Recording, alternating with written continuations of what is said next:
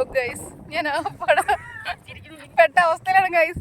ചുറ്റും ആരെങ്കിലും നമ്മളെ പാത്ത് താണ്ട കൊറേ വാഴകൾ ബാക്കി അവര് മാറ്റി നമ്മളെ മാറ്റി മണ്ണാണ് ഗൈസ്.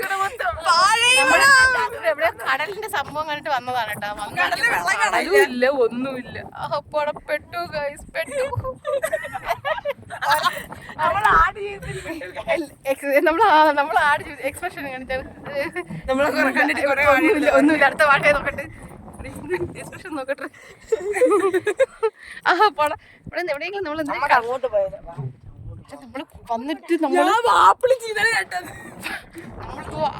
അവന്മാര് നമ്മളെ വയ്ക്കുന്നൊന്നും കേട്ടോ. പാവണ്ടേ, നമ്മളിതോ അവിടെ നിന്ന് വന്നതാണ് ഗൈസ്. അതോ കാണുന്ന ദ്വീപിൽ നിന്നാണ് നമ്മൾ ഇവിടെ എത്തിയത്. അമ്മ അമ്മ പോവാ, അമ്മ കുറച്ചു ദൂരം കൂടി നടന്നിട്ട് വരാം.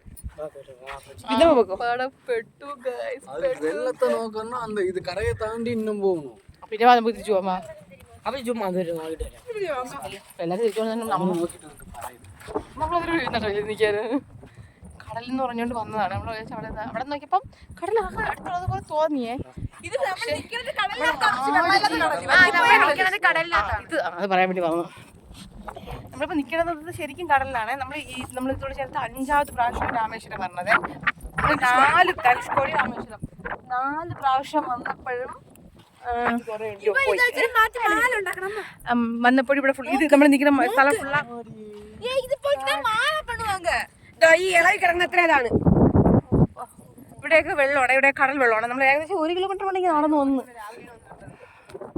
വന്ന് പക്ഷേ പെട്ടു ഗൈസ്, പെട്ടു. ഇപ്രാവശ്യം ഇവിടത്തെ വെള്ളമില്ല കേട്ടോ. അപ്പൊ കാവിലെന്ന് വെച്ചാൽ കാറ്റടിക്കണ വാക്കിന് വെള്ളം മാറിപ്പോകുമെന്നാണ് പറയുന്നത്.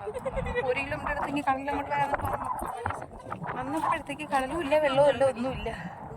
ഞാൻ തിരിച്ചു പോകാൻ വേണ്ടി നമ്മൾ നോക്കപ്പെടാ. ഇവിടെ എല്ലാവരും കൂടെ ചേർന്നിട്ട് മാല ഉണ്ടാക്കാനുള്ള എന്ത്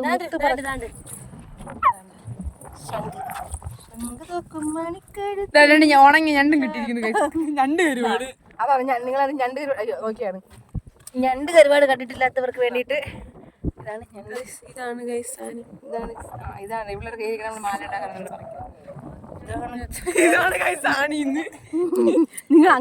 നിങ്ങൾ ആ പൊസിഷനിൽ ഇരുന്നിട്ടെന്ന് പറയല്ലേ. ഒരു മിനിറ്റ് മതി ഇതോ ഗൈസ്, ഇവിടെ ഫുൾ അതാണ് ഗൈസ്.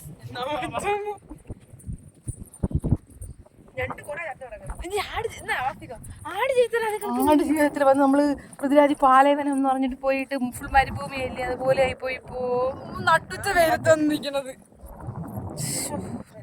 ഓക്കെ ഗൈസ്, നമ്മളിവിടെ നിന്ന് വീണ്ടും കര പിടിക്കുകയാണ് ഗൈസ്. Bye guys.